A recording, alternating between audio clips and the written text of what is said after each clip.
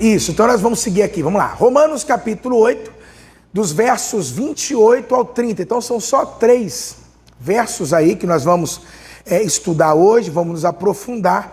E aí eu vou ler e depois a gente volta explicando. Então diz o seguinte: sabemos que todas as coisas contribuem juntamente para o bem de todos aqueles que amam a Deus e dos que foram chamados de acordo com o seu propósito. Pois aqueles que de antemão conheceu, também os predestinou para serem conformes à imagem do seu Filho, a fim de que ele seja o primogênito entre muitos irmãos. E aos que predestinou, também chamou. E aos que chamou, também justificou. E aos que justificou, também glorificou. Amém? Queridos, para a gente poder então entender o que Paulo está falando aqui, presta bem atenção no que eu vou te falar agora, tá?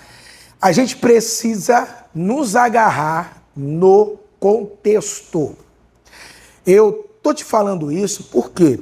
Porque eu já ouvi, digamos assim, exposições, pregações, mensagens e até comentários que quando chega nesse ponto aqui, do verso 29, principalmente o 29 e o 30, parece que existe assim uma quebra no fluxo daquilo que Paulo vem falando ao longo do capítulo 8. Então, como eu já tenho explicado aqui muito para vocês, que é o seguinte: quando você lê um versículo, você não pode isolar esse versículo. Você sempre precisa se agarrar ao contexto. E aí, no caso aqui, nós estamos em Romanos capítulo 8, versos 28, 29 e 30, mas o contexto do que Paulo está falando, nesse caso, apesar que o capítulo 8 todo é o contexto que nós estamos tratando aqui, que a gente tem que levar em conta. Mas nesse caso aqui é o versículo 18. Coloca, por favor, para nós o versículo 18. E esse é o contexto que Paulo, ou digamos assim, queridos, o assunto que Paulo está abordando aqui. Então, o que Paulo está falando lá no 28, lá no 29, lá no versículo 30, né, nesses 3 versos, começou aonde, igreja? Aqui no 18. Então, eu digo para você o seguinte: quando você lê a Bíblia, é sempre importante, assim, leia pelo menos uns 10 versículos antes daquele versículo que te chamou a atenção. Para quê? Para que você não interprete a coisa de uma maneira equivocada, errada. Porque de repente você pode ler um versículo e aí você diz: eu acho que está querendo dizer isso aqui. Só que quando você lê o contexto, você vai observar que, na verdade, esse entendimento ali daquele versículozinho isolado, ele muda completamente. Porque Paulo está abordando uma outra coisa. No meu caso, e no caso, às vezes, de pessoas que já têm, digamos assim, uma familiaridade com a Bíblia, a gente acaba adquirindo, e você também, eu creio que vai adquirindo isso, que a Bíblia, ela tem uma linha lógica de raciocínio. Então é interessante porque, se você às vezes lê um versículo isolado, que parece contradizer aquilo que seria uma linha lógica, você já fica meio assim: não, pera, será que é isso mesmo que eu estou entendendo? Que Paulo aqui, ou Pedro, ou João, seja lá quem for, está pregando? Então por isso que a gente precisa o quê? Sempre estar abrindo o leque. Então, para a gente poder entender esses versículos 28, 29, 30, eu só vou relembrar algumas coisas que nós abordamos aqui anteriormente, começando no capítulo 8 e no versículo 18. Tá bom, queridos? Ok? Então vamos lá. Paulo vai dizer então no verso 18: considero, pois, que os sofrimentos do tempo presente não podem ser comparados com a glória em nós, com a glória que em nós será revelada. Então, o que nós estamos observando? Qual é o assunto que Paulo está abordando agora, igreja? Sofrimento. Percebeu? O que ele está começando a falar agora, amados, para nós? Sobre o quê? Sobre o sofrimento. Então, o que ele está dizendo aqui, e é óbvio que é importante você entender isso, que quando a gente prega, por exemplo, a gente fica imaginando perguntas, questionamentos, que nós vamos dando resposta para as pessoas. Então, às vezes, quando você vê um pastor pregando, alguém ministrando, ele sempre vai surgir de algumas perguntas, que podem ser perguntas que, de repente, alguém levantaria para ele.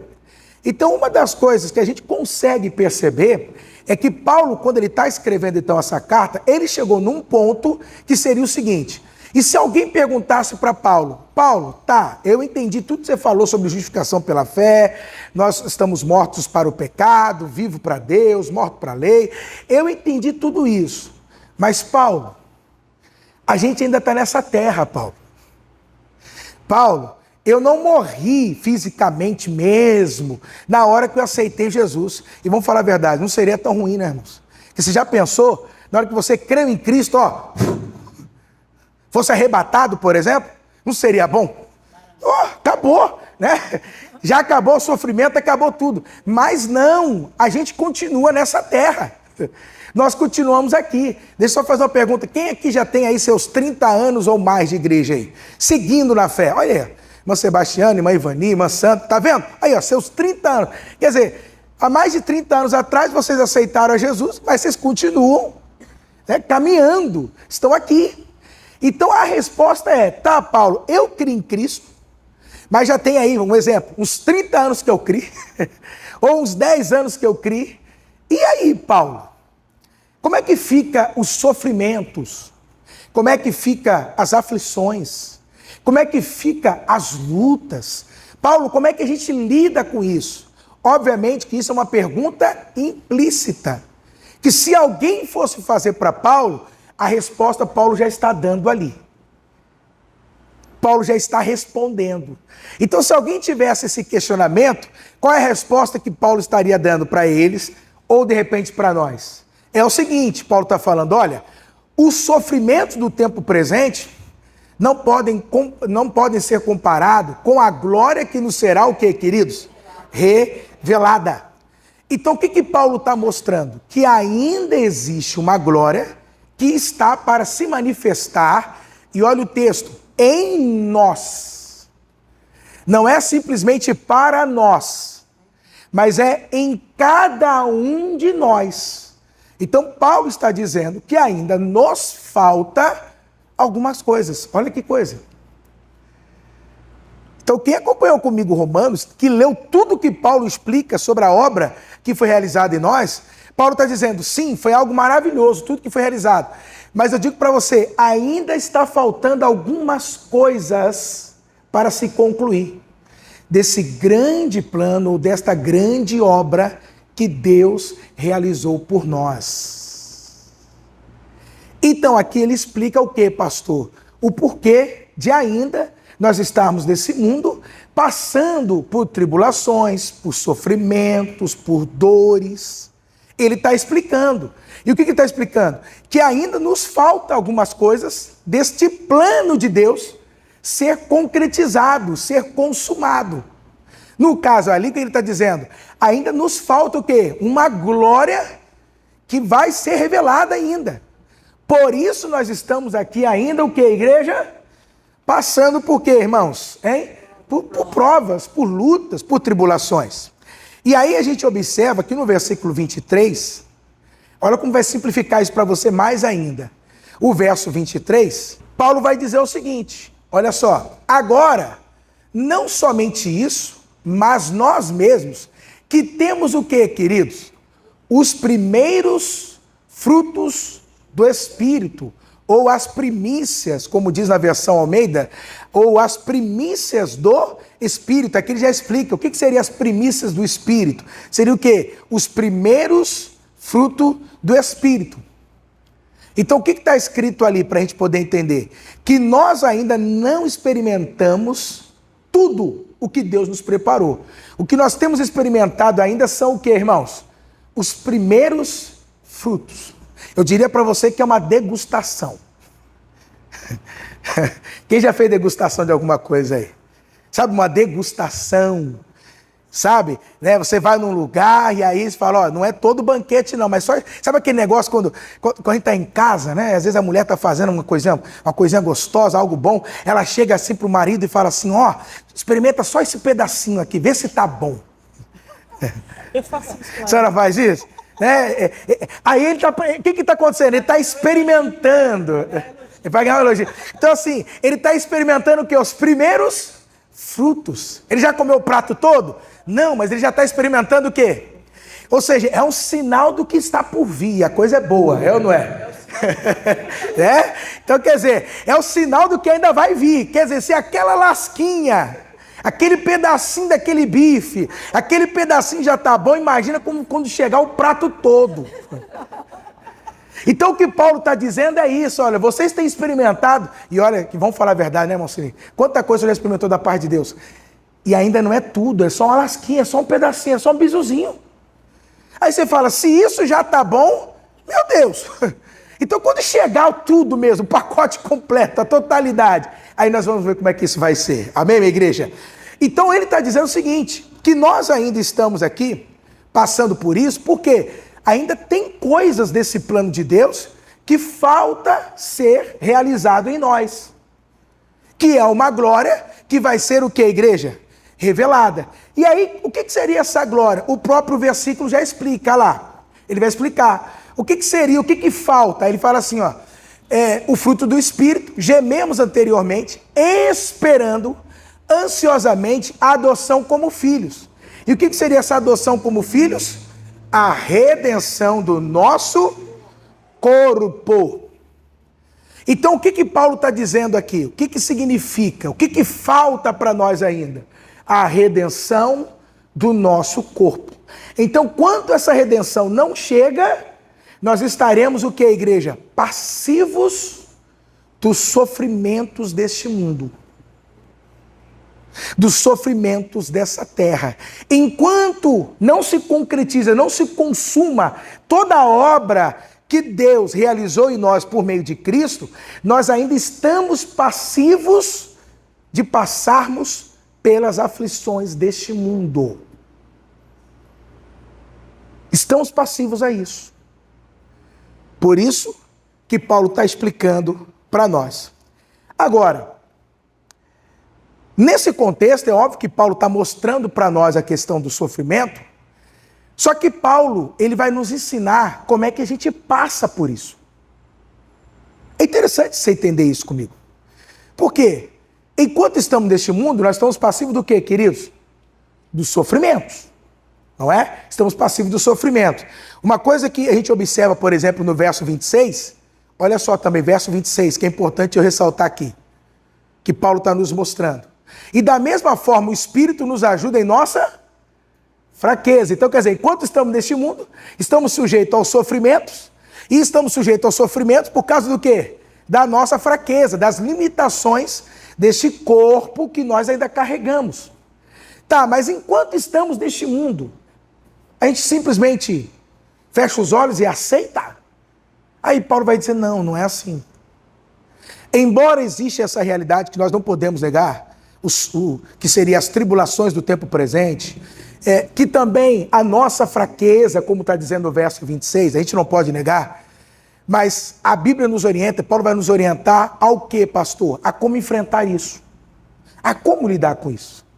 Então, em relação às tribulações, versos 24 e 25, põe para nós o verso 24 e 25, em relação às aflições do tempo presente. Paulo diz o seguinte, nessa esperança fomos salvos.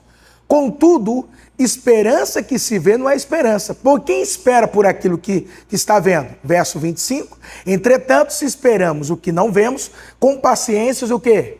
O aguardamos. Então, Paulo está dizendo, primeira coisa que você tem que ter, para que você possa enfrentar, para que você possa suportar as aflições do tempo presente. Primeira coisa, queridos, que nós temos que ter, esperança. É isso que Paulo está ensinando para nós aqui. Então, como é que a gente lida com as aflições? Com o que, igreja? Com esperança. Porque o objetivo aqui desse trecho, ou dessa sessão, dessa porção, é consolar os crentes diante dos desafios da existência. É nos encorajar, é nos confortar. É dizer o seguinte, apesar disso que você está passando, apesar disso que você sente no seu corpo, mas o que Paulo diz? Olha, tenha esperança, mantenha a esperança. E o que é esperança aqui, irmãos? Você sabe, igreja? Você sabe o que é esperança? Esperança nada mais é do que uma expectativa confiante de que aquele que prometeu vai cumprir.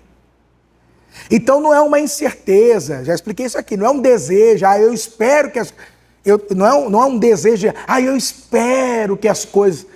A esperança aqui na Bíblia é uma questão de vai acontecer.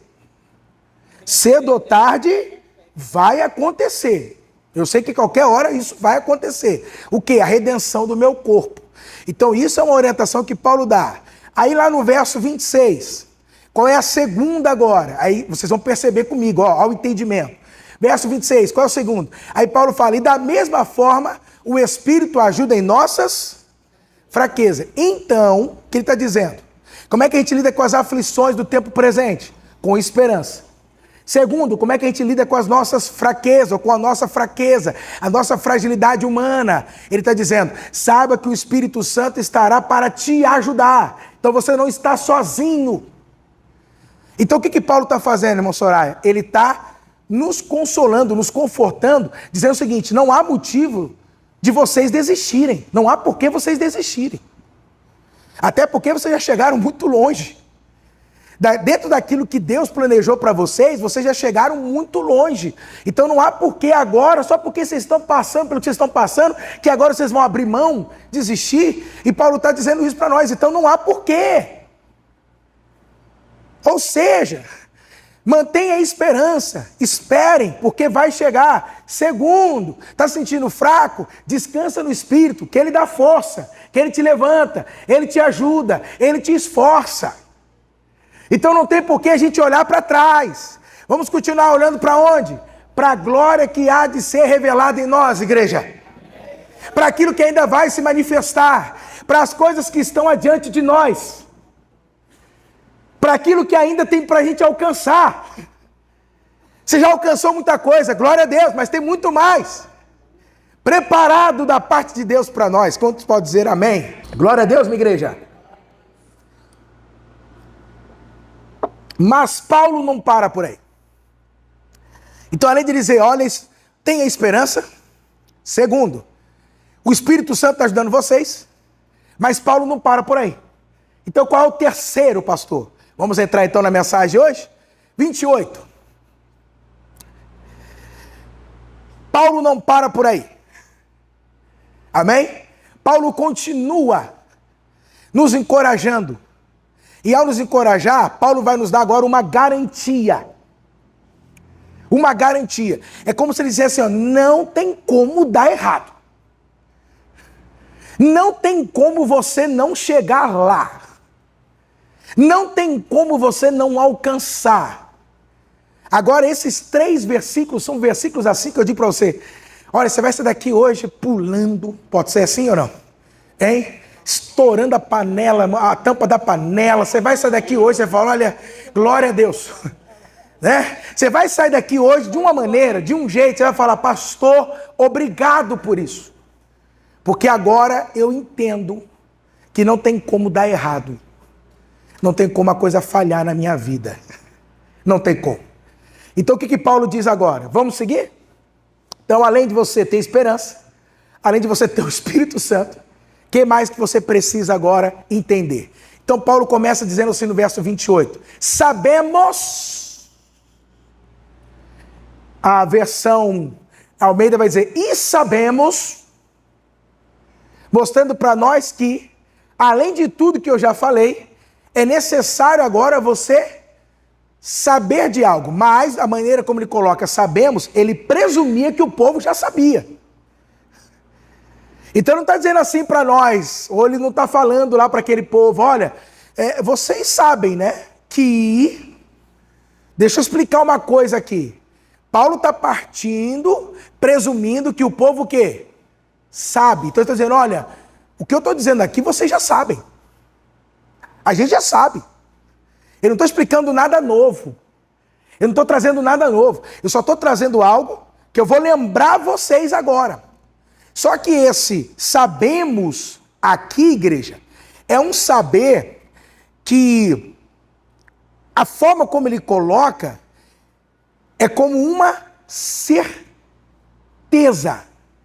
absoluta.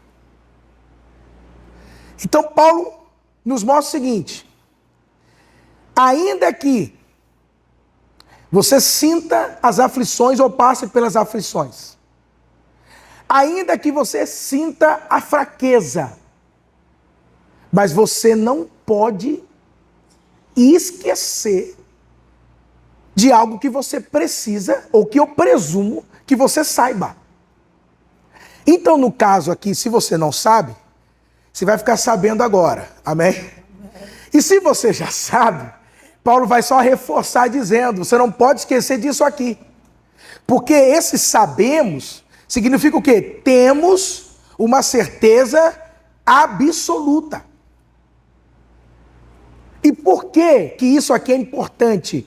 Você ter essa certeza absoluta, esse sabemos. Porque, queridos, vamos falar a verdade, tem hora que o sofrimento traz dúvida, traz ou não traz? Não tem hora que, diante da aflição ali, diante da dor, a gente não começa a duvidar um pouquinho assim? Será que Deus está comigo? Será que realmente, olha, eu estou no plano de Deus? O que está acontecendo? Porque o sofrimento pode nos levar a isso, as aflições podem nos levar a isso. Tem hora também que a fraqueza nossa, ou seja, nossas limitações, também traz o quê? Incerteza. As nossas fraquezas, as nossas limitações, trazem isso também. Então Paulo mostra para nós que a primeira coisa aqui para a gente poder enfrentar as aflições do tempo presente e a fraqueza que a gente experimenta, que a gente não pode esquecer daquilo que nós sabemos. Dessa o quê? Certeza absoluta. Agora, o que nós precisamos ter como certeza absoluta? O que nós precisamos ter como certeza absoluta? Olha no texto. No próprio texto está a resposta, olha lá. Sabemos que todas as coisas contribuem juntamente para o bem de todos aqueles que amam a Deus e dos que foram chamados de acordo com o seu propósito. Diga amém, igreja! Todas as coisas estão contribuindo ao seu favor. Então o que você tem que saber? Mesmo diante da aflição, mesmo diante da fraqueza que você experimenta, que todas as coisas estão contribuindo juntamente para o bem. Queridos, eu não sei você, mas para mim isso é muito confortante. Isso consola o coração da gente. Isso é assim, queridos, é algo que diante do caos, diante das atrocidades, diante da calamidade deste mundo, a gente não pode esquecer disso aqui. Que tudo está o quê, irmãos? Contribuindo, cooperando ao meu e ao seu favor. Amém? Então isso é uma das coisas que você não pode esquecer. Então diga de novo, todas as coisas estão contribuindo, diga assim, para o meu bem. Para o meu bem. Quem crê nisso? Amém? Quando ele fala de saber aqui, ele está dizendo para nós o seguinte: isso aqui é inevitável. Não é que tem dias que contribui e tem dias que não. Ele está dizendo o seguinte: tudo contribui. Isso é inevitável. Tudo contribui. Tudo que tem acontecido, tudo que você tem passado, tudo que você tem experimentado, tudo tem contribuído ao seu favor. Por isso que eu digo, esses 3 últimos versículos, é como se fala, é para matar a pau. Se você ainda estava meio assim, por conta das aflições do mundo, Paulo agora vai dar o checkmate. Entendeu? Ele vai chegar agora e vai dizer, olha, não tem como você ainda continuar aí desanimado, pensar em desistir. Por que não? Porque todas as coisas cooperam ao seu favor. Tudo trabalha ao seu favor. Entre aspas, como diz aí fora, tudo conspira ao seu favor. Então não tem porquê você se sentir desanimado, pensar em desistir, largar e abrir mão de tudo. Não tem porquê. Então o que eu preciso saber? Que todas as coisas contribuem o quê, queridos? Para o bem de todos aqueles que amam a Deus e dos que foram chamados de acordo com o seu propósito. Amém? Agora, vamos detalhar esse versículo? Vamos destrinchar ele? Quem quer destrinchar comigo aqui? Para a gente poder entender bem. Não esqueça, qual é o contexto? Lembra? Começou lá no verso 18. As aflições do tempo presente não se comparam com a glória que há de ser revelada em nós. Então, esse é o contexto. Aflições, sofrimentos do tempo presente não se comparam. Então é sempre importante o quê? Vamos manter aquilo que Paulo vem falando, o contexto imediato, o que é que Paulo está falando antes, para você entender. Então quando Paulo fala ali, ó, todas as coisas, que coisas são essas? Que ele já acabou de falar. As aflições do tempo presente, o sofrimento, a fragilidade humana, são as coisas que ele tinha falado. Então ele está dizendo que essas situações, que esses elementos, que tudo isso que a gente passa, que são essas coisas, elas acabam o quê? Cooperando juntamente, ou seja, trabalham, colaboram. O que significa? Que tudo isso está sendo utilizado. Tudo isso está sendo o quê? Utilizado. Como assim? E aí que eu explico para as pessoas. Não é que Deus causa o sofrimento. Deus não causa o sofrimento. Até porque Paulo vai explicar para nós que o sofrimento é parte do mundo caído. Lembra? A terra geme. Então não é que Deus causa o sofrimento. Porém, Deus pega isso e utiliza ao nosso favor. O Espírito Santo pega isso e acaba trazendo para nós um benefício por conta disso. Então, diante da nossa fraqueza, o Espírito Santo pega, trabalha e traz isso para o benefício nosso. Diante do sofrimento, Deus pega e trabalha, traz isso para o benefício nosso. Então, ele dizendo ali que todas as coisas, ou seja, que ele disse anteriormente, estão, na verdade, sendo orquestrado para o quê, queridos? Para o nosso bem. E isso é muito interessante porque mesmo quando eu não percebo, não sinto, mas tudo está cooperando ao meu favor. Tudo está trabalhando ao meu favor. É maravilhoso isso. Por isso que eu falo, o crente, ele nunca é prejudicado. O crente nunca tem prejuízo com nada. Amém, igreja? Nunca tem. Porque todas as coisas, no fim, vai resultar o quê? Em bem. Só que aí que está o detalhe. Quem quer pegar o detalhe? Ele diz que todas as coisas contribuem para. Olha agora. Todas as coisas contribuem para. Esse para é em direção. Tem um alvo. Existe uma meta. Ou seja, se não tivesse essa meta, se não tivesse esse alvo,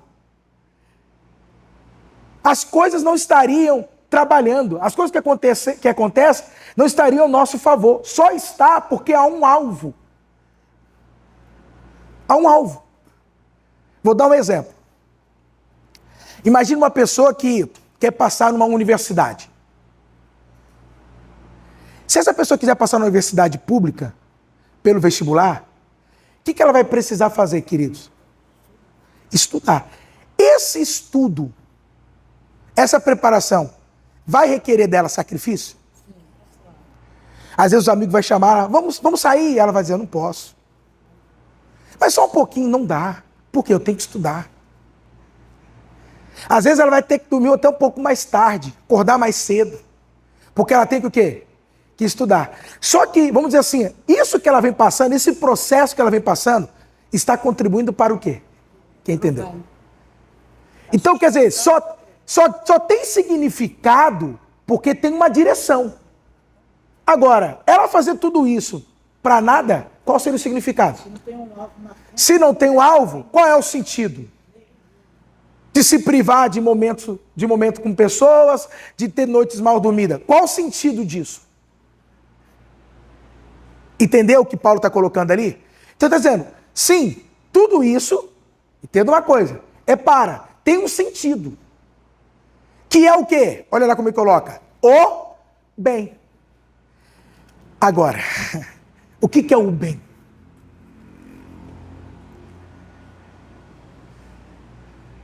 O que é o bem? A forma como ele coloca ainda específico, ó. O bem, para o bem. O que é o bem, irmãos? Você vê que a gente lê, declara, por isso que eu estou te falando. É maravilhoso a gente parar para estudar versículos, a Bíblia, buscar entendimento. Porque às vezes a gente repete coisas que a gente nem sabe. Repetimos coisas que não tem nada a ver com aquilo que realmente está querendo ser dito, que está sendo ensinado, transmitido. E o problema é que de repente a gente acaba realmente perdendo aquilo que poderia ser para nós uma peça-chave para que a gente possa experimentar tudo que Deus tem para nós. Como é que a gente vai entender isso aqui? Qual é o contexto, irmãos? Quem lembra do contexto? Verso 18. O que Paulo está tratando? Sofrimento em detrimento de uma glória futura. Sofrimento presente, glória futura. O que Paulo está trabalhando aqui, eu sempre vou estar repetindo, porque você tem que manter sempre de pano de fundo qual é o assunto. Porque senão você fica desconexo do que ele está transmitindo, você perde o raciocínio lógico dele. Então o assunto é sofrimento presente em detrimento versus glória futura. Então ele está continuando a responder isso. Então quando ele diz o seguinte, ó, sabemos que todas as coisas contribuem para o bem. Sabemos que todas as coisas contribuem. Isso aqui é o quê? Se trata do sofrimento presente. Então ele está dizendo que o sofrimento presente, qual é a resposta que ele dá? Para as aflições do tempo presente, qual é a resposta? Todas as coisas estão contribuindo. Só que ele está falando do que também? Da glória futura, para o bem.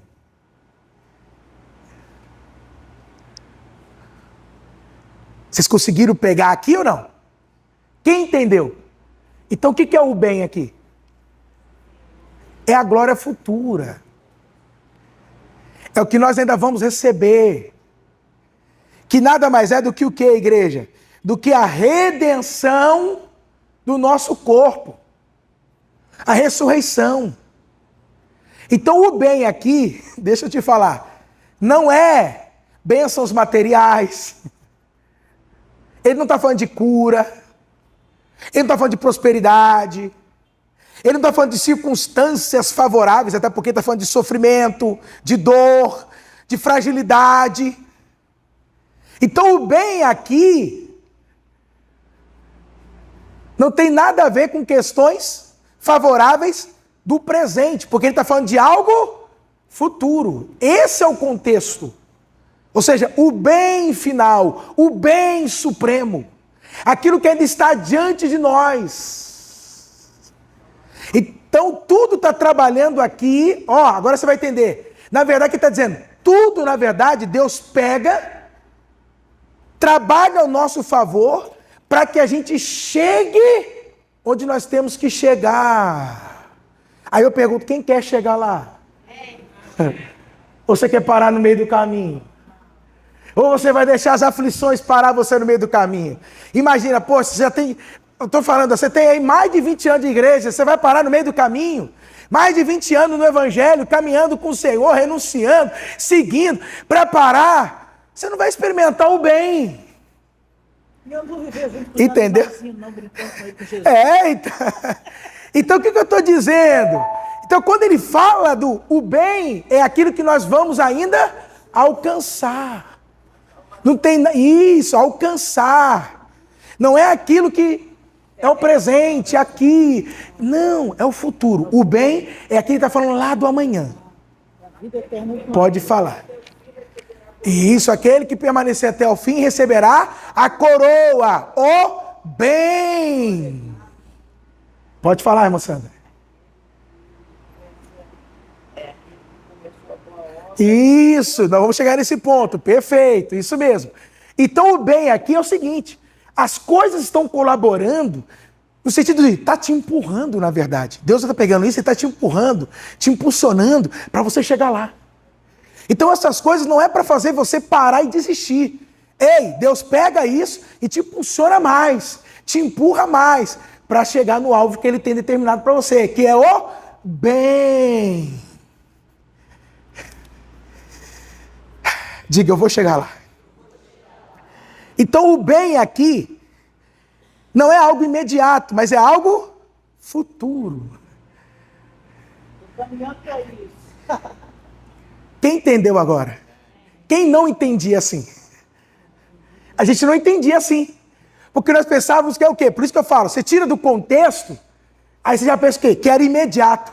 No sentido de, eu estou passando isso aqui, mas semana que vem, né, isso aqui vai... Não, não é semana que vem, não. Isso aqui está relacionado com a redenção do corpo, a conclusão do plano de Deus.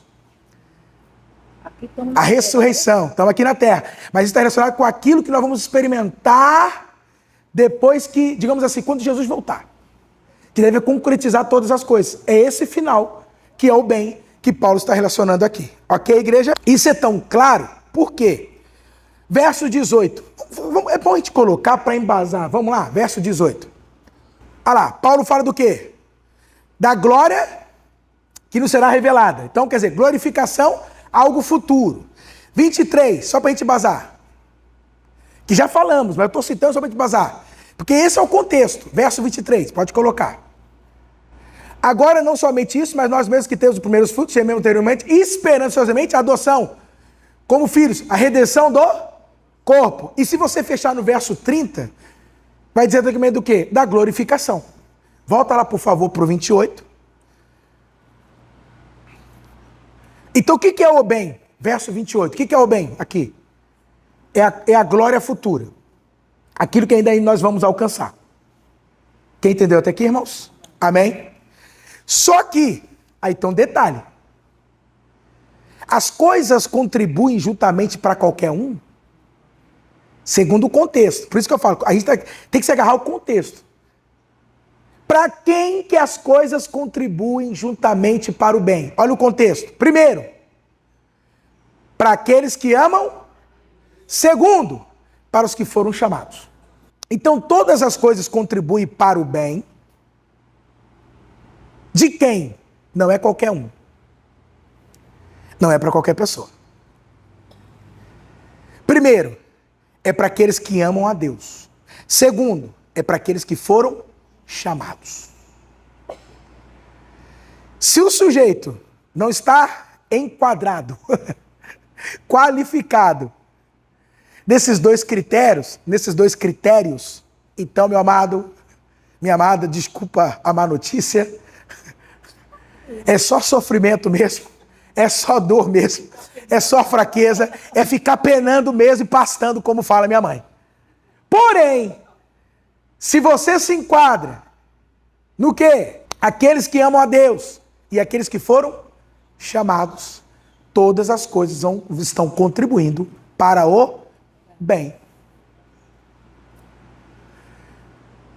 Pastor, agora, o que seria os que amam a Deus e o que seriam os que são chamados? Primeira coisa, o que é quando Paulo diz os que amam a Deus? Isso aqui é uma coisa que você precisa entender. Paulo não está falando daquilo que você tem que fazer para que você receba mérito ou merecimento. O que ele mostra para nós aqui é o seguinte, é as características daqueles que já foram salvos, dos filhos de Deus. Então, quando ele fala aqui os que amam a Deus, ele está falando sobre uma questão de identidade. É assim que ele está falando no texto. Ele poderia ter substituído, olha, aqueles que são justificados, aqueles que creem. Ele poderia utilizar qualquer outro nome só para identificar o quê? A identidade desta pessoa na qual todas as coisas estão contribuindo para o bem. É só isso. Porque senão alguns vão partir, irmão, mas se você não amar a Deus, aí você já perde aquela lógica que existe dentro daquilo que Paulo está ensinando. Como se estivesse condicionando. Se você ama, ok, está contribuindo. Mas se não ama, não está contribuindo. E não é isso que Paulo está falando. A questão, ele fala do quê? Do relacionamento. Ou seja, daqueles que têm um relacionamento com Deus. Porque Ele é o seu pai. E vocês são filhos. Lembra que eu falei na quarta? O Abba. Ele é o seu Abba. Então você clama, Abba Pai. Lembra que nós falamos a quarta? É o Abba. Então aqueles que amam o Abba, que se relacionam com o Abba, que a identidade deles é definida por isso. Ou seja, os que creem, os justificados, os santos, os salvos. Porque senão você quebra uma lógica. Porque já vi muita gente dizer, irmão, mas só contribui se você ama. Se você não ama, pronto, aí você já fica como? Será que eu estou amando mesmo a Deus como eu deveria? Aí você já fica naquela coisa, né? Aquela dúvida. E Paulo aqui não quer deixar dúvida em nada. Paulo quer confortar, consolar, encorajar, estimular. Trazer o que? Esperança. Ele não quer trazer medo, pavor, dúvida. Não. Ele quer que as pessoas, os crentes, tenham segurança. Sintam seguros. É isso que Paulo está mostrando aqui para nós. Amém, minha igreja? Então quem são aqueles que amam a Deus? Ou seja, aqueles que pertencem a Deus. Que o Espírito habita neles. São esses. Então esse é o primeiro critério. Segundo, os que foram o quê? Chamados. Os que foram o quê, igreja? Então o que seria os que foram chamados? Aí alguns vão dizer que quando Paulo fala aqui então do chamado, é o chamado eficaz, irresistível da graça. Então quando Deus chama, não tem como a pessoa resistir a isso. Ela vai vir e acabou. Só que isso vai gerar, você vai perceber um pouquinho ali na frente, uma certa confusão, porque eles vão dizer o seguinte, eles ensinam assim, que existem dois tipos de chamados na Bíblia. O evangelho que é pregado a todos, ou seja, Deus chamando, mas tem aquele que é um chamado que é interno, é o eficaz de Deus. Aí ela já entendeu. Ou seja, quem Deus escolheu. Então quer dizer que Deus não escolhe a todos? Aí nós entramos naquelas linhas deterministas. Esse tipo de teologia, ou seja, Deus não chama a todos, Deus não salva a todos. Deus só salva alguns, Deus só escolheu alguns.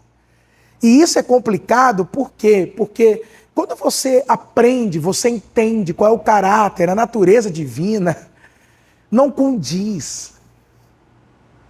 Já no Antigo Testamento, na história de Jonas, ali nos mostra que Deus não tinha só um chamado exclusivo para um povo, mas Ele já tinha também para gentios, para aqueles que não eram parte daquela aliança, que eram o que? Os ninivitas. E Ele ainda deu a opção. Prega, ou seja, chame. Se eles responderem, amém. Se não, fazer o quê? O chamado eu fiz. Porque originalmente essa palavra aqui, do chamado, se você pegar literalmente a palavra, o significado é convite. Eu sei que existe um conceito teológico por trás dessa palavra. Eu tenho que falar essas coisas porque fica registrado, tá? Então eu tenho que falar. Eu sei. Mas se eu pegar literalmente, nada mais é do que um convite. Ou seja, não é uma coerção. Você tem que ir comigo, ele pega e te arrasta. Não. O sentido da palavra ali é um convite. Entendeu? É como se parasse um ônibus aqui, um exemplo, com destino para região dos lagos. Tá aí. Aí eu anuncio, tá saindo gratuitamente um ônibus para a região dos lagos. É gratuito. Estou anunciando. Agora, quem é que vai atender o convite? Qual o destino? Qual o destino? Região dos lagos. Agora, tá aberto. Agora eu vou sair forçando o povo para entrar? Quem entendeu? Então, entendeu? Então, assim, quando ele fala de chamado aqui, eu vou simplificar para vocês aqui. E aí, aqui a gente não vai entrar nem um ponto nem outro, porque a gente gera uma tensão aqui. Então, a gente não vai entrar nem um ponto nem outro. Mas o que é chamado aqui? Observe o que ele fala. Dos que foram chamados de acordo com o quê? Com o seu propósito. Para simplificar, seria isso aqui. Aqueles que foram incluídos em seu plano eterno.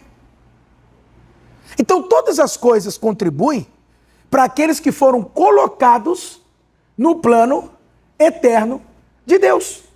A questão que Paulo está utilizando aqui não é como é que eles chegaram lá. Porque esse é o contexto, queridos, que a gente tem que partir disso aqui. Porque o que eu estou te falando é o seguinte, muitos quando chegam aqui, por isso que eu te falei, quando chega aqui, olha só, eles quebram o fluxo do que Paulo está falando. O que Paulo está falando? Do sofrimento do tempo presente, em detrimento da glória futura.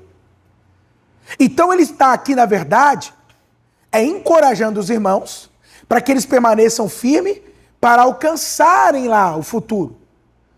Então Paulo aqui, ele não para, porque a ideia que muitos vão trazer é o seguinte, irmãos, quando chega nesse ponto, é como se Paulo parasse e começasse a tratar, tá, mas quem é salvo e quem não é salvo? É quem Deus determinou para ser salvo? Ou é aquele que Deus viu previamente que seria salvo? E não é isso que Paulo está tratando aqui. O que Paulo está dizendo é o seguinte. Entenda uma coisa. Primeira coisa. Todas as coisas contribuem para o bem daqueles que amam a Deus. E por que elas contribuem? Porque eles foram o quê? Incluídos, entendeu? Num plano. Em um propósito. Em um plano eterno. Percebeu aqui ou não? Ficou claro isso para vocês? Então entenda chamado como o quê? A aplicação do plano. A gente vai entender aqui no próximo versículo como é que isso funciona. Mas é aqueles que foram, ou seja, é aqueles que entraram no ônibus com destino para lá, para a região dos lagos. Então, para esses que entraram no ônibus com destino, todas as coisas contribuem para o bem. Então Paulo está dizendo como é que entrou ou não, como é que foi isso. Se pagou a passagem, se alguém pagou por eles, ou se entrou lá, né, meio escondido por trás, ou se ele foi pendurado lá atrás do homem, vamos embora. Não, Paulo não está explicando como foi o acesso, como é que eles chegaram lá. Até porque, olha como é que a coisa é, irmãos. Para Paulo, entenda uma coisa, eles já estão lá. Isso não pode esquecer. Que Paulo já está falando com quem? Lembra do contexto capítulo 8? Com aqueles que estão em Cristo, porque nenhuma condenação há para os que estão em Cristo. Ele está falando com um povo que já entrou no ônibus. Então ele só está explicando o quê? Vai chegar lá, o destino final vai. Você entrou no ônibus? Vai chegar. Mas Paulo tem trânsito, fica tranquilo. Paulo, o pneu furou, fica em paz. Paulo, acabou o combustível, não tem problema. Vamos chegar. Aqueles que já iniciaram. Então não tem como nós chegarmos aqui e dizer que Paulo está falando assim, eu tenho que ser claro nisso para você entender. Não, é que Deus escolheu alguns e não escolheu outros. Paulo não está tratando disso aqui. Paulo só está falando o seguinte, aqueles que já entraram, você que está dentro, você que foi incluído, você que está nesse processo, saiba, todas as coisas estão contribuindo ao seu favor. Ponto. Amém? Então aqui a gente resolve essa tensão que muitos acabam, quando chega aqui, por conta de... E eu te falo isso por quê? Por isso que é interessante, né, a gente observar isso. Porque tem uma prerrogativa teológica. Então, quer dizer, antes de você ter a teologia, você tem que ter a Bíblia. O que é? Primeiro eu me agarro à Bíblia. Depois eu recorro à teologia. Mas muitos querem olhar para a Bíblia partindo das suas teologias. E é aí que fica o problema. Essa é a grande questão. Agora, isso é maravilhoso. Porque Paulo está dizendo o que para nós aqui, irmãos? Que no nosso caso, não há acaso.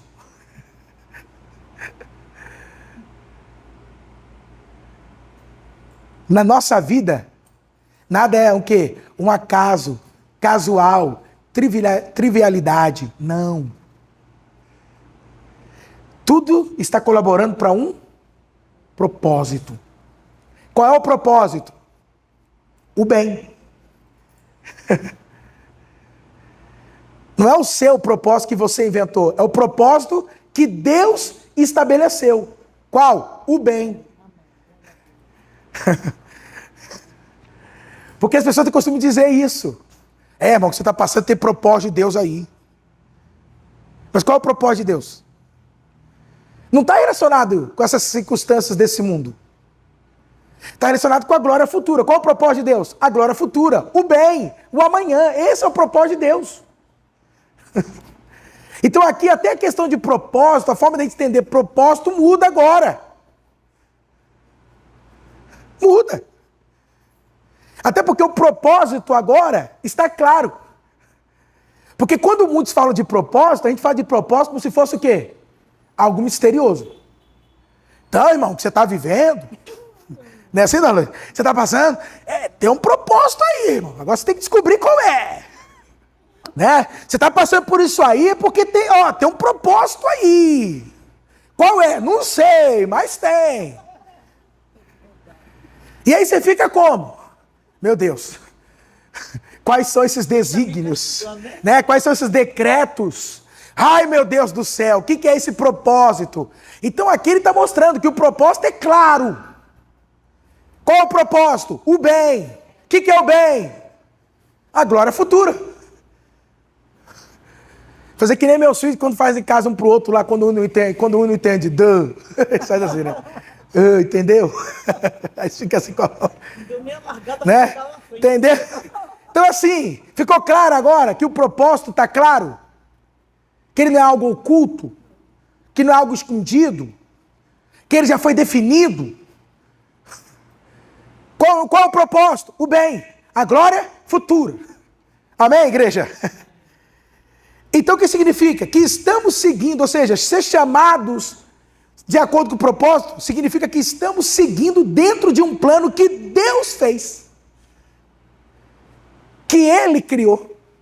Que Ele desenvolveu. Que Ele arquitetou. E eu estou vivendo este plano. Eu estou dentro deste plano. Por isso que quando a gente chega para as pessoas, o que a gente fala para elas? Quando a gente está anunciando Jesus, o que a gente fala? Olha, Deus tem um plano especial para a sua vida. É verdade, tem mesmo. Aí eu vou perguntar, e quantos que aqui já estão vivendo esse plano? Oh, glória a Deus. Então você já está vivendo esse plano de Deus na sua vida. Amém?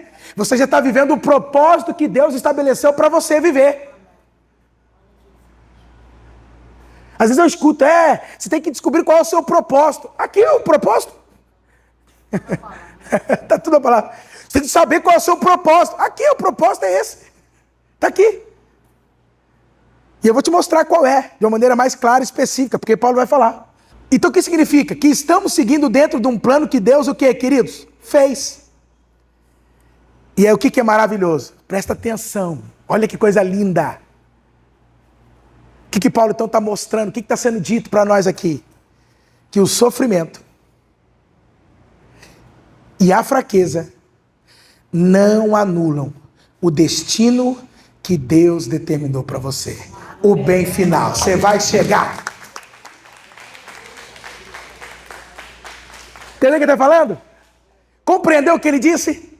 Ou seja, o sofrimento, a fraqueza, as aflições, nada disso vai te parar.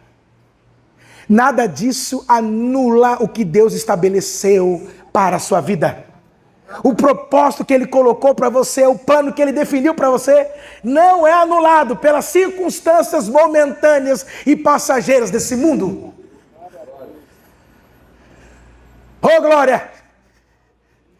E por que não anula? Quem quer saber mais? Você está com pressa? Falei que a gente hoje vai se estender um pouquinho. Tá? Mas não chega a 2 horas não, fique em paz. Fique em paz, tá? Não vai chegar a 2 horas não. Mas vai só um pouquinho. Porque agora eu vou entrar no ponto que eu tenho que tratar com vocês. Que eu comentei no início. Por que não anula o propósito de Deus? A fraqueza, as aflições. Aí é maravilhoso porque no 31, ele vai dizer, nem a morte, nem a vida. Ai, meu Deus do céu. Nada nos separa, sabe? Ai, é maravilhoso. Paulo vai começar dizendo 31 assim. Que diremos, pois, diante dessas coisas? Se Deus é por nós, quem será? Ai, meu Deus do céu, é maravilhoso. Então ele vai dizer o seguinte, por que não anula, minha igreja? Por que, amados? Próximo versículo.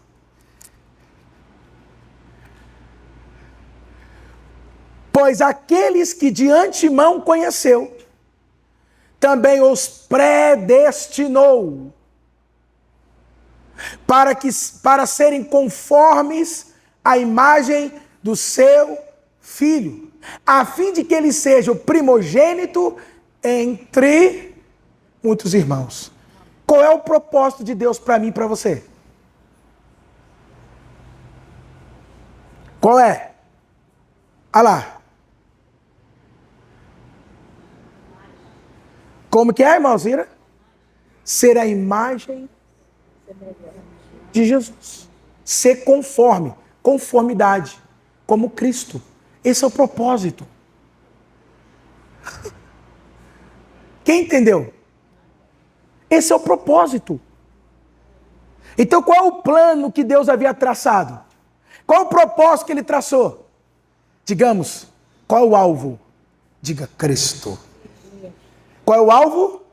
Cristo. Quem é o alvo? Cristo. Esse é o plano, é o propósito que Deus traçou para mim e para você. Ficou claro agora o propósito? Entendeu? Esse aqui é o propósito. Esse é o alvo. Cristo. Pastor, mas eu achava que o alvo era ser bilionário. Não, não é esse o alvo. Eu achava que era ser, né? Eu achei que era tudo terra, terreno. Eu achei que era ser rico, poderoso, influente. Eu achei que era andar por cima e não por baixo. Qual é o alvo? Cristo. Pode falar. Sim. Com o olhar aqui na terra. Com o olhar aqui na terra. Perfeito, perfeito. Meu. Isso. Só que é isso mesmo. E na verdade, o propósito é outro. Na terra tudo é meu. Entendeu? É. Então, Com essa palavra, então o que acontece? Olha só. Então eu achava que o propósito era, né? Morar na Barra, ter Porsche, ser influente. Né? Não é isso não, pastor? Não é não. Desculpa se eu frustrei alguém aqui, decepcionei alguém, mas não é esse não o propósito. Aleluia. O propósito é ser como quem? É ser parecido com quem? Cristo. Amém? E como é que isso acontece? Porque Paulo quer dizer o seguinte, o plano é perfeito e ele vai acontecer. E por que ele vai acontecer? Aí ele está explicando. Qual é o propósito? Que é o plano? Qual é o alvo? E por que ele vai acontecer? Pois aqueles que de antemão conheceu. Então ele está falando de um pré-conhecimento. Mais uma vez aqui, tem que ter um cuidado para não pender nem para um lado nem para o outro. Porque uma linha vai dizer o seguinte: esse conheceu é escolheu. Então, de novo, quer dizer que escolheu só alguns? Aí outros vão dizer, olha, esse conheceu é aqueles, porque originalmente, a palavra utilizada ali, eu acho que é prognóstico, né? Prognóstico, é aquele que anteviu. Então eles vão dizer, é que ele viu aqueles que iriam crer no futuro, então esse que iriam crer no futuro, ele então fica uma coisa confusa. E como é que a gente trata isso, pastor? Eu vou colocar dessa forma, para simplificar, ok? Pois aqueles que ele não especifica quem são, ele não fala. Já começa aí. Ele não diz que é A, B, C e D. Aqueles. Esses, ou seja, esses que são o aqueles, de antemão o quê? Conheceu. Essa palavra também a gente pode traduzir como amou. Sabia? Porque a ideia do conhecer aqui é relacionamento, intimidade. Você pode dizer até mesmo aqui, aqueles que ele já reconheceu. De ser reconhecido. E aqui a gente já trata essa atenção. Então, antes mesmo dele dar um destino, ele já viu o quê? Reconhecido. Um povo, um grupo, no qual eles seriam o quê? Predestinados. Conseguiu entender aqui? Então ele já estava o quê? Antes de determinar o plano, reconhecendo que haveria um povo, pessoas, é isso aqui, na qual ele estaria definindo um plano. E aí é o seguinte, quem entrasse nesse plano vai viver o destino que ele preparou. É nesse sentido. É como vamos supor, um arquiteto que planeja uma casa, que desenha uma casa, um engenheiro que faz todos os dados dessa casa, o mestre da obra, de obra, juntamente com os pedreiros, serventes, que constrói essa casa. O que eles estão fazendo? Eles estão reconhecendo que aquilo que eles estão envolvidos está sendo preparado para o quê, irmãos? Para uma família, para alguém morar ali. Eles não sabem quem é. Não estou dizendo que Deus não sabe todas as coisas, pelo amor de Deus. Mas no sentido aqui eles estão fazendo uma casa. E qual é o sentido de fazer uma casa? Para ficar lá vazia? É isso aqui. De enfeite. Para que você faz uma casa? Para que se constrói uma casa? Para morar. Agora, quem vai? Então ele está dizendo o seguinte ali, que esse plano, quem entendeu? De antemão, é que ele desenvolveu esse plano. Ele reconheceu que esse plano seria para o quê? Para um povo. Para aqueles que creram em Cristo Jesus. Para aqueles que foram salvos. Entendeu? Porque lembrando, ele não está falando aqui de novo, ele não está falando quem entra e quem não entra. Ele determina quem entrou e quem não entrou, não é isso. Isso aqui tem que ser conforto, consolo. Dizer o seguinte, vocês que entraram, é isso aqui que tem para vocês. Quem entendeu? Porque ele já havia preparado isso antes mesmo de vocês existirem. Quem entendeu aqui, irmãos? Entendeu? Então, o que é interessante nós observarmos aqui? Porque eu estou te falando porque alguns vão dizer que esse conhecer escolheu. Então, se você fala que ele escolheu, quer dizer, uns determinou para viver esse plano e outros não. Então, quer dizer, eu não tenho escolha. Então, acabou. Agora, outros vão dizer, não, isso aqui é que ele anteviu os que iriam escolher. Também não. Aqui eles... deixou a porta aberta. Então ele está dizendo, existe um plano. É mais ou menos assim. O ônibus está aqui parado. Com destino, região dos lagos. Está aqui. Agora, quem vai entrar? Eu já preparei o plano. Já está aí o ônibus. Agora, quem vai entrar? Conseguiram compreender aqui?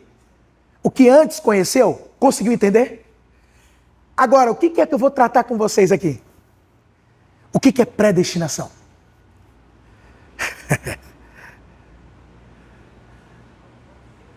Ó, também os predestinou para serem conformes à imagem de seu filho. Então, eu tenho que falar isso para vocês, por quê? Por que eu falei assim, olha, vamos tocar no assunto hoje, que a gente sabe que existe, mas não é explicado e nem explorado.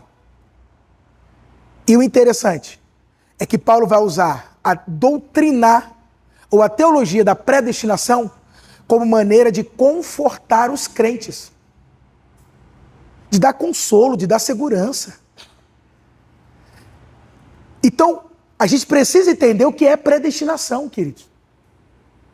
A gente precisa compreender, porque é algo que não é ensinado na igreja. Você já percebeu que grande parte da igreja, tirando as reformadas, as calvinistas, as igrejas assim, o outro âmbito das igrejas não se ensina predestinação. O que eu falo de predestinação? Não se fala. Muitos até tratam o assunto predestinação como uma heresia. Isso é uma heresia. Então quer dizer que Paulo está sendo herético? Porque quem é que está ensinando sobre predestinação? Quem é que está falando de predestinação? É Paulo. Onde é que a gente lê predestinação? Está escrito isso aonde? Na Bíblia. Oh. Então predestinação não pode ser uma heresia, igreja. Predestinação, irmãos, não pode ser um assunto que a gente não fale, porque Paulo faz questão de mencionar para os crentes, para principalmente encorajar, para dizer o seguinte: fica firme. Por quê? Porque vocês foram predestinados. Você pode dizer isso para quem está perto de você? Fala para essa pessoa assim, ó, fica firme. Se for um homem, você diz predestinado. Se for mulher, você diz predestinado. Fala assim, porque você é predestinado, é predestinada. Cadê os predestinados aqui? Diga assim, eu sou um predestinado. Pastor, para a gente poder entender então predestinação, primeiro você tem que entender o que não é predestinação. Para então você entender o que é predestinação. E aqui eu vou pedir para você atenção, porque isso aqui, quando eu terminar de explicar, olha, vai bater uma paz no seu coração. Vai trazer um consolo, assim, um conforto. Você fala, glória a Deus, não tem como dar errado mesmo. Não tem como esse plano falhar. Amém. Nenhum dos seus propósitos podem ser frustrados, como diz lá no livro de Jó. Mas o que não é predestinação? E eu vou falar isso, não tem jeito. Predestinação, queridos, como alguns entendem, não é fatalismo determinista. Vou repetir. Predestinação não é um fatalismo determinista. Vou explicar o que é isso para vocês. Fica tranquilo. Então, o que não é predestinação? Fatalismo determinista. Não é. Por que muitos acham que a predestinação é uma heresia? Porque eles entendem assim, como um fatalismo determinista. Ou seja, como é que as pessoas entendem a predestinação? Elas acham o seguinte, que a predestinação nada mais é do que uma vida que foi toda escrita e traçada. Ou seja, é como se fosse um roteiro que Deus determinou para você viver. Muitos dizem assim, estava escrito, por isso que eu tinha que passar por isso. Já estou entendendo aí. Então as pessoas acham que predestinação nada mais é do que o quê? Viver algo que já está tudo escrito, já está tudo pronto. É um script. Então, assim, eu só estou vivendo esse script. Por isso que muita gente, quando fala predestinação, é isso que elas ficam com receio. Não, isso é heresia. Quer dizer que tudo, então, da minha vida foi determinado, desde o dia que eu nasci até o dia que eu vou morrer. Quer dizer, tudo que eu fiz nessa vida, nada mais é do que algo que já havia sido determinado. E até aí, então, aí é que está a questão. A senhora vê, por isso que eu falo, eu amo pregar para vocês, para o povo, entre aspas, simples. Porque você pega os estudiosos, os teólogos, eles não entendem o que a senhora acabou de falar. Porque se a gente levar a predestinação para um fatalismo determinista, o que a senhora disse agora para mim? Então quer dizer que até as coisas ruins foram determinadas? O mal foi determinado? O pecado foi determinado? Se nós acharmos que tudo é um fatalismo determinista, irmãos, e os abusos, os crimes, os homicídios? Então esse Deus é um assassino. Percebe? Então significa que esse Deus, então, é mau. Não tem como. É como eu estou falando. Eu acabei de falar e a senhora falou.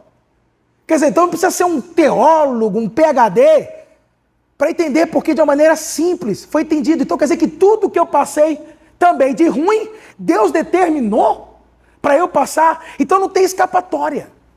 Então é por isso que muita gente acaba o quê? Quando fala de predestinação? Ficando com receio. Porque elas pensam isso. Está tudo escrito. Não é? É o destino. Já está tudo certinho. Do dia que você nasceu, ao dia que você morreu, os seus dias, está tudo contado. E o dia que você morreu é porque chegou o dia. Está no manual de Deus. Hã? Está no manual de Deus. É. Então, eu digo para vocês, e eu tinha colocado isso, a senhora rematou logo. É perigoso. Porque isso torna Deus o autor do mal. A gente fica com medo de confiar em Deus. Fica aí, ó. Tá vendo? A gente fica até com o quê? Com medo. De confiar em Deus.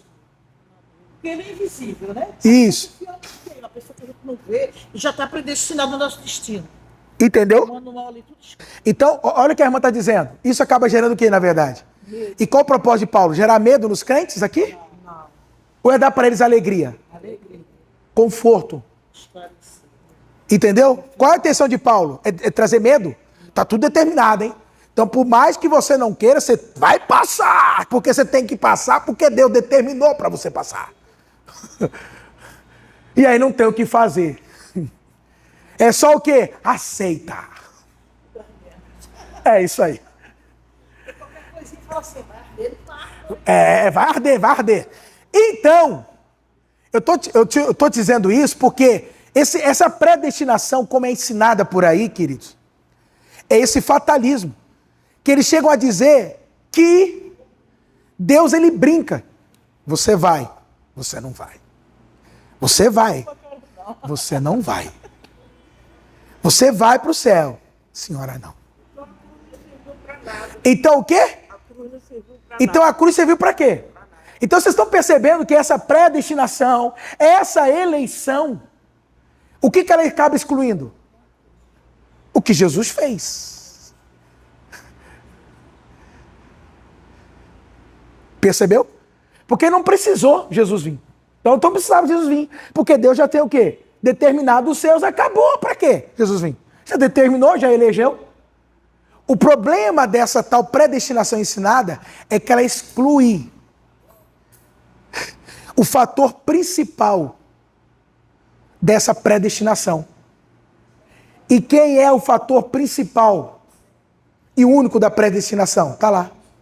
Quem é? Cristo. Jesus. Agora você vai entender o que é predestinação.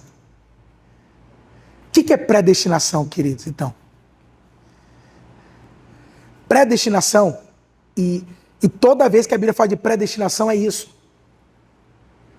É que Deus arquitetou um plano, e nesse plano, ele determinou o quê? o destino. Aí os que foram chamados, incluídos nesse plano, já tem um destino garantido. É só isso, predestinação. Ou seja, quem entrou no ônibus já está com o quê? O destino está garantido, vai chegar.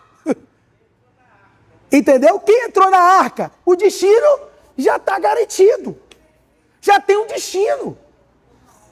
Ou você entra no ônibus e aí, qual o destino? Chega pro motorista aí, ô motor, qual que é o destino? Ele fala, não sei. Você vai pegar um ônibus desse? Para onde que é esse destino? Não sei, vamos ver onde que vai dar, vamos embora. Então é interessante uma coisa. Aí aqui a gente observa, existe sim um determinismo. Não estou dizendo que Deus não determinou. Existe sim um determinismo. Mas o que Deus determinou? O destino. Qual é o destino que Ele determinou para mim e para você? Cristo. Esse é o destino. Ele determinou. Então, isso nos mostra uma coisa interessante, igreja. Que se Deus determinou o destino, alguém aqui não vai chegar. Se você entrou no plano, o destino está determinado, alguém aqui não vai chegar nesse destino, crente? Qual é o crente que não vai chegar? Então o que Paulo está dizendo? Todos vocês que já estão dentro deste plano, entendam uma coisa, vocês vão chegar lá. Isso já foi o quê? Determinado. O destino de vocês é esse. Não tem como impedir esse destino mais. Acabou. Como é que a gente fala? Como é que é sem volta? Como é que é? É uma viagem sem volta. Se você entrou, pegou o ônibus, acabou, meu filho. Não tem como mais você sair, não. Agora é uma passagem só de ida. Não tem volta, não. Uma viagem sem volta. Ou seja, ele está consolando, ele está confortando. Então o que quer dizer para esse povo? Não desanime, porque vocês vão chegar. O destino de vocês está traçado, o final está traçado, e é esse. Não tem como mudar esse, porque Deus já determinou o destino de vocês. E qual é o destino de vocês? Ser conforme a imagem do seu Filho, Cristo Jesus. Diga, Cristo é o meu destino. Acabou. Fala a verdade agora. O que te deu aí dentro? Não dá uma segurança? Porque ele está mostrando que esse destino não depende de mim, de você. Que essa chegada lá não depende de mim, de você. Por que não depende? Porque Deus já determinou. Então eu vou te falar uma coisa. Predestinação na Bíblia está sempre relacionado e associado com Cristo e a sua obra. E no caso que ele está mostrando, qual é o fim desta obra? Qual será o final desta obra? Por isso que eu estou te falando. Agora eu quero que você entendeu. Você está predestinado. Acabou. Você é um pré-destinado. O seu destino já foi o quê? Traçado. Mas em que sentido? Naquilo que Deus estabeleceu a partir da obra de Cristo para você. Ou seja, você vai viver esse plano totalmente, completamente. Vou dizer para você, se ele não voltar antes, ou seja, se você morrer e fechar os seus olhos, nem a sua morte impede você de viver esse destino. Porque ele diz, ainda que aquele que morra, mas se creu, ressuscitará. Nem a morte impede você de viver esse destino. Nada nos impede. Por isso que ele fala, nem a morte, nem a vida, nem o porvir. O que vai impedir? Nada! Aleluia, igreja! Portanto, predestinação é um ato de Deus que garante o fim da história dos salvos. Então Paulo aqui não está dizendo, no sentido de quem que Deus escolheu e quem Deus não escolheu para ser salvo, não é isso? E está dizendo aqui o quê? O destino daquele que é salvo é esse. O fim daquele que é salvo é esse. Ficou claro para vocês agora? Que predestinação é isso? Ou seja, se você é salvo, esse é o seu fim.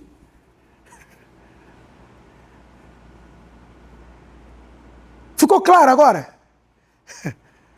Se você é salvo, esse é o seu final. O Antigo Testamento diz que Deus, ele começa a falar as coisas a partir do quê? Ele trata o fim como se fosse o quê? Começo. Então ele está mostrando para nós que Deus já tinha determinado para nós em Cristo qual seria o nosso final antes mesmo de nós conhecer e crer nele. Então quando você creu nele, o seu fim já estava ali garantido. Já estava determinado. Então, predestinação, o que está sendo falado aqui? Do meio? Ou do final? Do destino final? Então, predestinação, irmãos, fala do resultado final. Ou seja, aqueles que estão em Cristo, esse é o resultado final. É isso aqui. E ponto. Portanto, a nossa salvação não depende da nossa força, mas do plano infalível de Deus. Pode aplaudir aí. Não depende da senhora, mas do plano que ele estabeleceu em Cristo. A predestinação está então relacionada com o quê? Para nós sermos conforme Cristo é. Para ser semelhante a quem? Portanto, não existe predestinação fora de Cristo. No conceito que Paulo está trazendo, a predestinação é toda em Cristo. É todo o quê? Nele. Amém, igreja? Amém. Deixa eu ver se não tem mais nada aqui. Que eu creio que já expliquei, não preciso nem falar mais nada. Então, para concluir, predestinação significa que Deus decidiu antecipadamente, ou seja, reconheceu, que todos que estão em Cristo serão plenamente transformados à imagem do seu Filho. Isso é predestinação. Vou repetir. Predestinação significa que Deus decidiu antecipadamente, ou seja, reconheceu que todos os que estão em Cristo, quem está em Cristo, serão o quê? Plenamente transformados à imagem de quem? Do Filho. Irmãos, é sobre fim. E não sobre quem entra. Estou te falando porque quando muitos vão falar sobre isso aqui, eles ficam discutindo assim, meu senhor. Quem entra, quem não entra. Quem que Deus decidiu? Salvar e não salvar. E Paulo está falando isso. Paulo está falando o seguinte: qual é o fim daqueles que foram salvos? Esse é seu fim. Amém? Glória a Deus. Glória a Deus. Aí ele diz, a fim de que ele seja o primogênito entre muitos irmãos. Então aqui ele mostra que o propósito divino de Deus é estabelecer um povo, uma nova raça, uma nova criação. Onde Cristo é o cabeça, é o Adão dessa nova humanidade. Então nosso destino é esse, ser como Cristo é. Ficou claro isso para vocês? Pronto, agora já falei o que queria falar, vou só concluir o versículo 30, tá bom? E aí como é que ele, então, conclui esse plano? Aí ele apresenta para nós as etapas do plano. Você está vendo como é que Deus é? Deus é organizado, né? Ele demonstra as etapas. Até para quê? E por quê? Para a gente saber em que etapa a gente se encontra do plano. Porque o plano está sendo executado. Os planos de Deus podem ser frustrados? O plano que Deus tem pode ser frustrado? Não tem como. Cristo não vai voltar? Nós não vamos ressuscitar, irmãos? Isso vai acontecer. Querendo os homens ou não, isso vai acontecer. Agora, no verso 30, pode colocar, Paulo vai mostrar as etapas desse plano. E aí você vai conseguir identificar, a senhora vai identificar, irmã Sebastiana, em que parte a senhora está nesse plano de Deus aí. Então, primeiro, aos que predestinou, também o quê? Chamou. Estou terminando, tá, igreja? Então, o que ele está dizendo? Predestinação, vamos lá? Primeira etapa do plano é esse. Predestinados. Alguns vão colocar assim, mas não é conheceu? Não, ali ele está reconhecendo, estabelecendo como vai ser o plano. Agora, o plano na prática, o plano que Deus executou na prática primeiro é o quê? Primeira etapa, predestinação. O que é predestinação? Vamos lá? Determinou o destino final dos que pertencem a Cristo. Então, como é que ele começa o plano? Pelo fim. Não é maravilhoso isso? Olha como é que ele começa o plano. Pelo quê? Pelo fim. Porque normalmente a gente começa o plano por onde? Deus não. Ele já parte para onde? Para os finalmente. Vamos logo para o fim disso? Vamos. Porque é certo que vai executar, é Deus que está executando. Existe alguma coisa impossível para Deus? Há alguma coisa difícil para Deus? Então é certo que o plano já deu certo. Porque quem está executando esse plano? Então vamos lá. Primeira coisa desse plano, primeira coisa que ele fez foi dar um destino para você. Acabou. O seu fim está lá. Certo? Então não fala de quem vai crer. Ele não está falando de quem vai crer. Mas do destino de quem creu. Eu criei. Então o destino é esse. Segundo, chamou.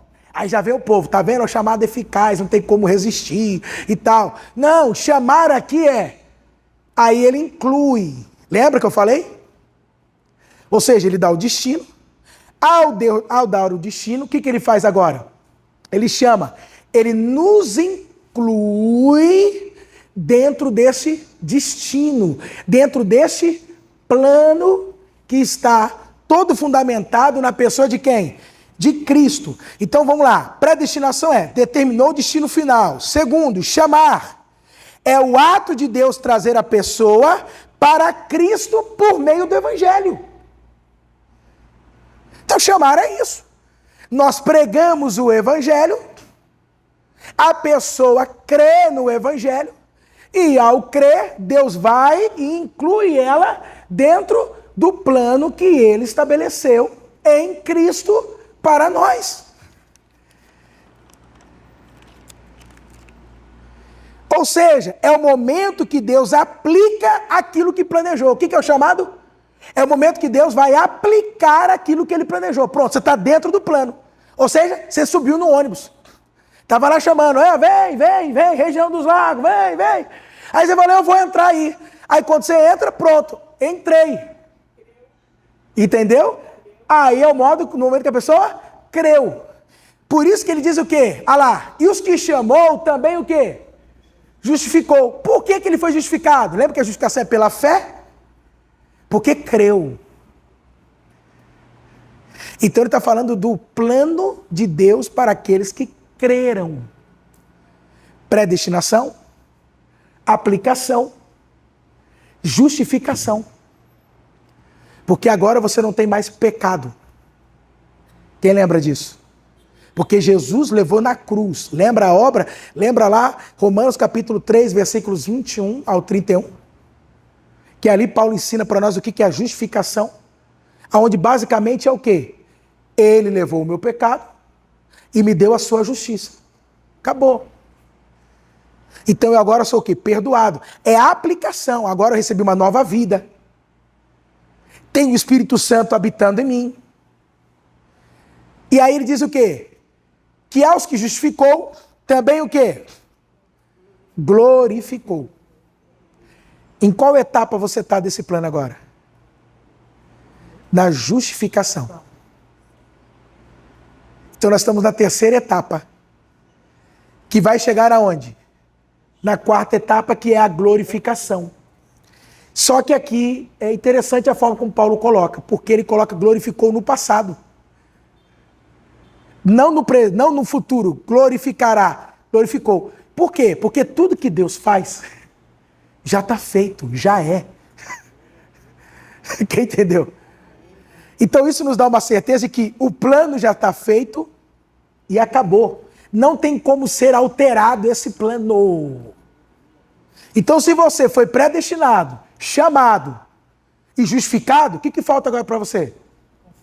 A glorificação, dentro do plano. A glorificação. Acabou.